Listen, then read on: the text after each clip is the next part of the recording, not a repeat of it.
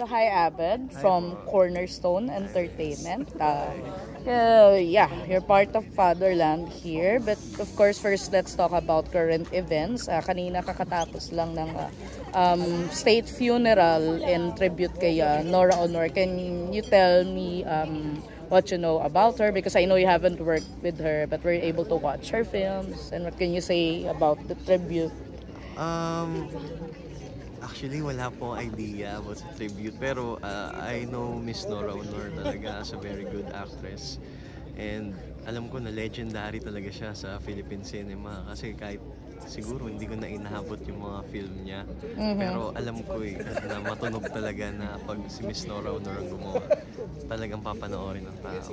So, rest in peace, Miss Nora Aunor. And ayun, sana naka-work ko pa siya. Yeah. Sana, sayang. If ever, parang sa tingin mo, ano kaya yung okay nyo na genre? Like drama, comedy?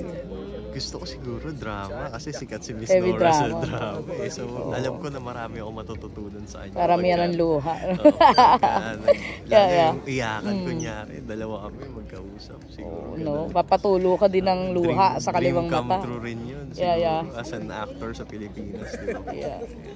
So, of course, itong Fatherland showing right now in cinemas nationwide. Yes. And Yes.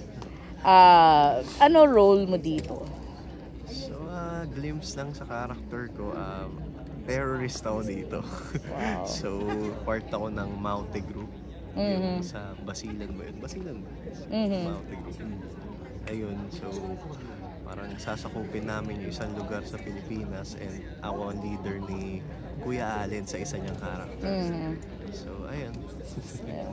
So aside from this, ano yung upcoming projects mo pa, Abed? Upcoming projects, may niluluto po kami ng pelikula ngayon. Hindi ko alam kung pwede na sabihin. Siguro pwede na title lang naman. Oh, basta wala namang NDA. Pwede na yun. Si Direk Joel pa rin.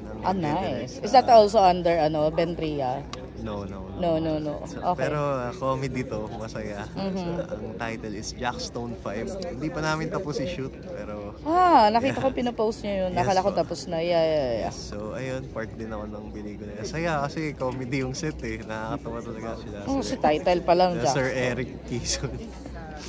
Ayan, maganda yung mga banat nila na pag Wait, magkakasama. Eric is part of the film as an actor? Yes. That's nice. Kasi I know he's been busy in events and everything. Kaya excited din ako sa film na yun. Interesting.